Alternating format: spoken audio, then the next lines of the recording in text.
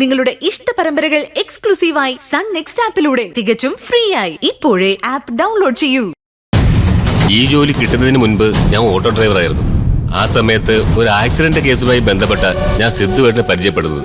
പിന്നെ എന്റെ അവസ്ഥ അറിഞ്ഞപ്പോ എന്റെ പഠന ചെലവുകളെല്ലാം സിദ്ധുവേട്ടൻ ഏറ്റെടുത്തു. ഞാൻ വന്നപ്പോ തന്നെ സാറിനോട് പറഞ്ഞില്ലേ, സിദ്ധുവേട്ടൻ കാരണമാ എനിക്ക് ഈ ജോലി കിട്ടിയതെന്ന്. അതുകൊണ്ട് തന്നെ യൂണിഫോം ഇട്ടുള്ള ആദ്യ സല്യൂട്ട് ഞാൻ കൊടുത്തത് സിദ്ധുവേട്ടനാ. എനിക്കറിയാം. എന്തൊക്കെയായാലും കുറച്ച് കഴിയുമ്പോ ഇതൊക്കെ മടുക്ക സാറേ. നീതിപാലനം, നിയമനിർവഹണം എന്നൊക്കെ നമുക്ക് പറയാം. മൃദുഭാവേ ദൃഢകൃത്യേ. എന്ത് കാര്യം? മൃദുവാകേണ്ടടുത്ത് മൃദുവാകും, ദൃഢമാകേണ്ടടുത്ത് ദൃഢമാകും. അതാണ് സത്യം. എനിക്ക് വേണ്ടി നിൽക്കുന്നതുകൊണ്ട് റസൂലിന് ഒരുപാട് നഷ്ടങ്ങളുണ്ടാവും. എന്ത് നഷ്ടം? ഏറിയ 3 മാസം സസ്പെൻഷൻ വരും. അത് സാരമില്ല സാറേ. ഞാൻ വീട്ടിലിരുന്ന് അടുത്ത ഡിപ്പാർട്ട്മെന്റ് ടെസ്റ്റിന് വേണ്ടി പഠിക്കും. പിന്നെ റിലീസാവുന്ന എല്ലാ സിനിമകളും ഫസ്റ്റ് ഷോ തന്നെ കാണും. സിനിമ വിട്ട് ഒരു കളിയില്ല സാറേ. വാപ്പച്ചി നേരത്തെ മരിച്ചു പോയതാ. വീട്ടിലിപ്പോ ഉമ്മച്ചി, അനിയത്തി, ഞാനും മാത്രമേ ഉള്ളൂ. 3 മാസം ജോലിയില്ലെങ്കിലും എങ്ങനെയെങ്കിലും തട്ടിമുട്ടി അങ്ങ് പോകും. അല്ലെങ്കിൽ പഴയ പോലെ ഓട്ടോ ഓടിക്കാൻ പോകും. അത്രേ ഉള്ളൂ സാറേ.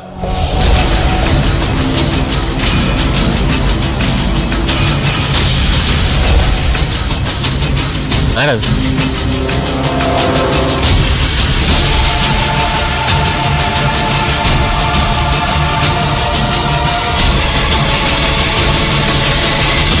ആരാ വന്നത്? എന്താ? ഏയ് ഒന്നുമില്ല. പോലീസ് കണ്ണല്ലേ സാറേ, എന്തിലും ഒരു സംശയം തോന്നും.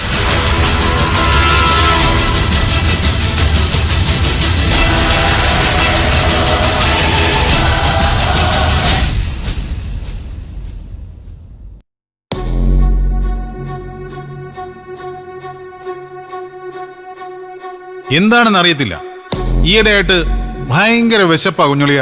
അതെ, ഒരു തരം രോഗമാ. വിവരക്കേട് പറയാതെ പ്രേമേ. ബുദ്ധിയുള്ളവർക്ക് വിശപ്പ് കൂടും, തടിയും കൂടും.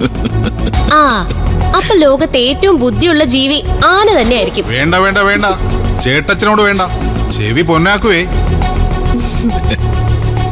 സിദ്ധു, എന്താ എന്തായി നിരഞ്ജൻ ഡോക്ടറുടെ കാര്യം? എന്നത്തേക്ക് ഡിസ്ചാർജ് ആവും? അടുത്ത ദിവസം തന്നെ നിരഞ്ജൻ ഡോക്ടർ ഡിസ്ചാർജ് ആവുക. അതിന് ഒരുപാട് ദിവസം ആശുപത്രി കിടക്കാനുള്ള കുഴപ്പം വല്ല അങ്ങർക്കുണ്ടോ? എനിക്കൊന്നും തോന്നുന്നില്ല. ആ, ചേച്ചി പിന്നെ MBBS-ഉം FRCS-ഉം ആണല്ലോ. അയ്യോ, ഞാൻ തോറ്റത് പ്രീ ഡിഗ്രി ആണെന്ന് എനിക്ക് നന്നായിട്ട് അറിയാം. നീ അതെന്നെ കൂടെ കൂടെ ഓർമ്മിപ്പിക്കണ്ട. പ്രീ ഡിഗ്രി അത്ര മോശം ഡിഗ്രി അല്ലേ പ്രേമേ? ആ, അണിയാ. അല്ല സിദ്ധുവേട്ടൻ നിരഞ്ജൻ ഡോക്ടറെ കാണാൻ പോയില്ലായിരുന്നോ ഹോസ്പിറ്റലില്? ഇല്ല. അതെന്താ? സ്വന്തം കക്ഷിയെ കാണാൻ വക്കീല് ചെല്ലണ്ടേ? അതും ഈ അവസ്ഥയില്? അല്ല, അത് പിന്നെ പോലീസിന് അനാവശ്യ സംശയങ്ങൾ ഉണ്ടാക്കണ്ടല്ലോ. ഓ, അങ്ങനെ. ആ, നേരിട്ട് കാണാതെ വിവരങ്ങൾ എത്തിക്കാൻ ആളുണ്ടല്ലോ. സ്വന്തം കക്ഷിയെ കാണാൻ വക്കീല് ചെല്ലണ്ടേ? അതും ഈ അവസ്ഥയില്? അല്ല, അത് പിന്നെ പോലീസിന് അനാവശ്യ സംശയങ്ങൾ ഉണ്ടാക്കണ്ടല്ലോ. ഓ, അങ്ങനെ. ആ, നേരിട്ട് കാണാതെ വിവരങ്ങൾ എത്തിക്കാൻ ആളുണ്ടല്ലോ.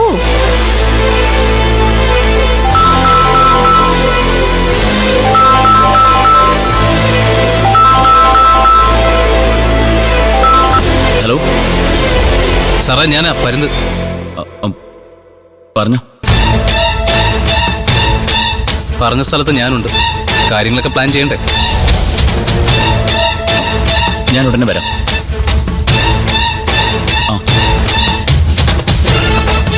എവിടേക്കാടാ ധൃതി പിടിച്ച്? ഒരാളെ കാണാൻ. ഒരാളോ? അതാരാ? എന്റെ ഒരു കക്ഷിയാ. പഴയ കക്ഷിയോ അതോ പുതിയ കക്ഷിയോ? പഴയതും പുതിയതായിട്ടൊക്കെ വരും. ആരായിട്ടാ? പരുന്തോ അതോ കഴുകനോ? ചിത്രശലഭം.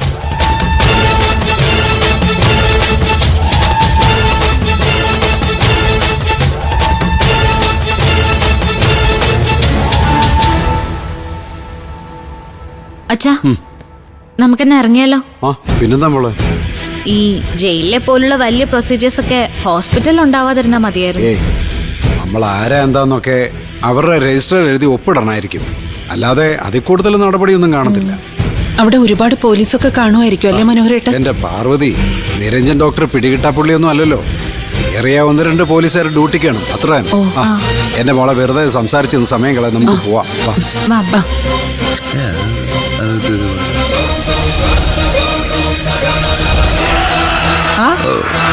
പോകാൻ ഇറങ്ങിയോ? എന്താ കൊച്ചമ്മേ, എന്തെങ്കിലും കാര്യമുണ്ടോ? അയ്യോ, എന്ത് കാര്യം? ഒന്നുമില്ലേ. നിങ്ങൾ നേരെ ആശുപത്രിയിലേക്കാണ്? ഞങ്ങൾ നേരെ ആശുപത്രിയിലേക്കല്ല, ഒന്ന് അമ്പലത്തിൽ കയറി പ്രാർത്ഥിച്ചിട്ട് പോകും. ഓ, ഇന്നലെ അമ്പലത്തിൽ പോയി തൊഴുത് പ്രാർത്ഥിച്ചതിന്റെ ഗുണം കിട്ടിയായിരുന്നല്ലോ. വെട്ടിയിട്ട വാഴ പോലല്ലേ വീണത്. എനിക്കൊന്ന് വരണമെന്നുണ്ടായിരുന്നു.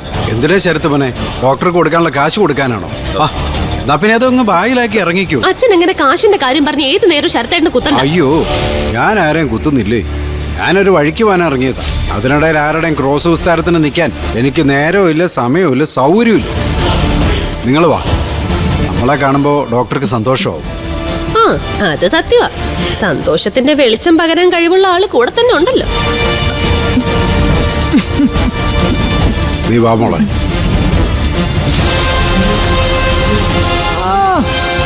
ആദ്യം ജയിലിൽ കാണാൻ പോയി, ഇപ്പൊ ആശുപത്രിയിലും കാണാൻ പോകുന്നു. ഇനി പറ്റിയാൽ അയാളുടെ ശവടക്കനും പോകാം. പാവനി അമ്മച്ചിയുടെ നാക്ക് പൊന്നല്ലേ, പൊന്ന്.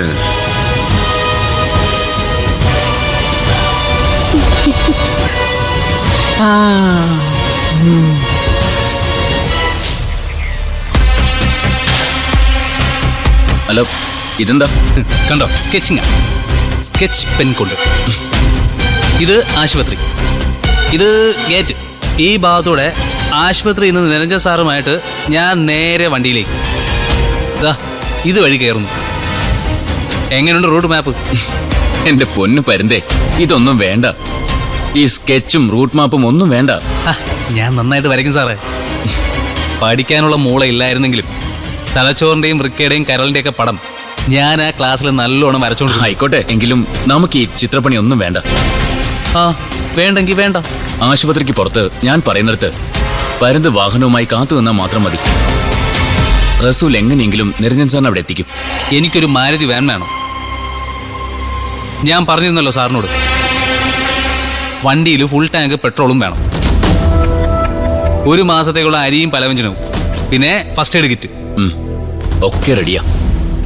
വണ്ടിയും ചാവിയും ഇടപ്പഴിഞ്ഞിൽ ഒരു വർക്ക്ഷോപ്പിന് മുന്നിൽ കാണും. എപ്പച്ചെന്ന് എടുക്കണമെന്ന് ഞാൻ പറയാം. അല്ല സാറേ, ഡോക്ടർ സാറിനെ കൊണ്ട് എവിടേക്കാ പോണ്ടേന്ന് പറഞ്ഞില്ല? മഞ്ഞമല തേയിലത്തോട്ടങ്ങളുള്ളൊരു സ്ഥലവാ. തൊഴിലാളികളുടെ പാടികളും. അവിടം സേഫാ. അല്ല സാറേ, തൊഴിലാളികളൊക്കെ ഉണ്ടെങ്കിലേ പുറത്തുനിന്ന് 2 പേരും ഒന്ന് താമസിക്കുന്നവർ ശ്രദ്ധിക്കൂലേ? അവിടെ ഇപ്പൊ കൊളുന്തു നുള്ളാനൊന്നും ആരും വരുന്നില്ല. അതെന്താ? പ്രേതശല്യം. പ്രേതശല്യം? തേയിലക്കാടിന് നടുവില് ഒരു സായിപ്പിന്റെ ബംഗ്ലാവുണ്ട്. ബ്രണ്ണൻ സാഹിബിന്റെ ആയിരിക്കും. അതെന്താ അങ്ങനെ പറഞ്ഞത്? അല്ല, സായിപ്പന്മാരുടെ പേരൊക്കെ അങ്ങനെയാണല്ലോ. Brennan, Bernard, Gundert. എന്റെ പരുന്ത്, ഇത് അതൊന്നും അല്ല. പണ്ടെങ്ങോ അവിടെ ഉണ്ടായിരുന്ന ഒരു സായിപ്പ് അവിടെ ഒരു പെണ്ണിനെ കൊന്ന് തേയിലക്കാട്ടിൽ കുഴിച്ചിട്ടു. ആ പെണ്ണിന്റെ പ്രേതം അവിടെ അലഞ്ഞു തിരിഞ്ഞ് നടപ്പുണ്ടെന്നാ നാട്ടുകാർ പറയുന്നത്. ആഹാ, ഒളിച്ചു താമസിക്കാൻ പറ്റിയ ലൊക്കേഷൻ. മഞ്ഞമല, തേയിലക്കാട്, ബംഗ്ലാവ്, ചാറ്റൽ മഴ, കട്ടൻ കാപ്പി, പിന്നെ ജോൺസൺ മാഷിന്റെ അല്ല യക്ഷിയുടെ പാട്ട്. അവിടെ ഇരുന്നുകൊണ്ട് വേണം നമ്മുടെ ഓപ്പറേഷൻ. പിന്നെ നിരഞ്ജൻ സാറിന്റെ മുഖം പുറത്താരുടെയും കണ്ണിൽപ്പെടാതെ പരുന്ന് നോക്കിക്കോണം. ഞാൻ ഏറ്റു സാറേ. എന്നാ നമ്മൾ ഇപ്പൊ പിരിയുന്നു. ബാക്കി വിവരങ്ങൾ ഞാൻ ഫോണിലൂടെ പറയാം. പിന്നെ ഓർത്തോണം, നമുക്ക് മുൻപിലുള്ളത് ഒരു പകലും രാത്രിയും മാത്രമാണ്. ശരി സാറേ.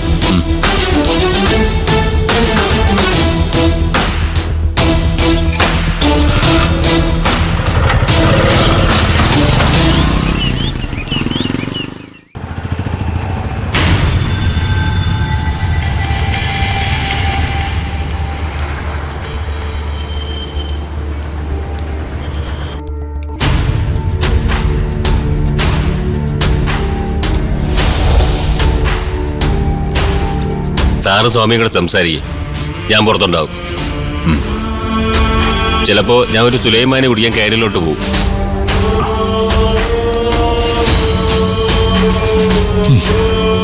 നല്ല മനുഷ്യപ്പറ്റില്ല പോലീസുകാരല്ലേ സാർ? അതെ, റസൂൽ അഹമ്മദ്. സ്വാമിയുടെ ഒറ്റയ്ക്കുള്ള ഈ വരവ് വെറുതെ അല്ലെന്ന് എനിക്കറിയാം. സ്വാമിക്ക് എന്നോട് എന്തോ പറയാനുണ്ട് അല്ലേ? അന്ന് വന്നപ്പം അക്ഷര മാഡം കൂടി ഉണ്ടായിരുന്നത് കൊണ്ടാ ഞാൻ ഈ വിവരം സാറിനോട് പറയാതിരുന്നത്. എന്താ സ്വാമി? സാർ ആദ്യം ഈ പടങ്ങളൊന്ന് കണ്ടു നോക്ക്.